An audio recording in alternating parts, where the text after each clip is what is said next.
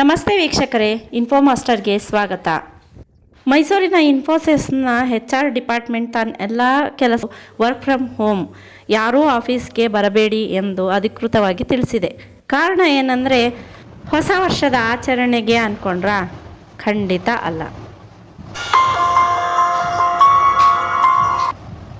ಸುಮಾರು 150 ಎಕರೆ ವಿಸ್ತೀರ್ಣದ ಮೈಸೂರು ಇನ್ಫೋಸಿಸ್ ಕ್ಯಾಂಪಸ್ನಲ್ಲಿ ಮಂಗಳವಾರ ಬೆಳಗಿನ ಜಾವ 2 ಗಂಟೆಗೆ ಚಿರತೆಯೊಂದು ಕಾಣಿಸಿಕೊಂಡಿದ್ದು, ಅರಣ್ಯ ಅಧಿಕಾರಿಗಳು 4 ಗಂಟೆಗೆ ಕ್ಯಾಂಪಸ್ಗೆ ತಲುಪಿದ್ದಾರೆ. ಟಾಸ್ಕ್ ಫೋರ್ಸ್ ಕೂಡ ಬಂದಿದೆ. ಸುಮಾರು 4,000 ಟ್ರೈನಿಗಳು ಬೆಂಗಳೂರಿಂದ ಬಂದು ಮೈಸೂರಿನ ಇನ್ಫೋಸಿಸ್ ಗ್ಲೋಬಲ್ ಎಜುಕೇಷನ್ ಸೆಂಟರ್ನಲ್ಲಿ ಟ್ರೈನಿಂಗ್ ಪಡೆಯುತ್ತಿದ್ದಾರೆ. ಅವರಿಗೂ ಹಾಸ್ಟೆಲ್ ಒಳಗೆ ಇರಲು ತಿಳಿಸಲಾಗಿದೆ. ಇನ್ನೂ ಚಿರತೆ ಸೆರೆ ಸಿಕ್ಕಿಲ್ಲ.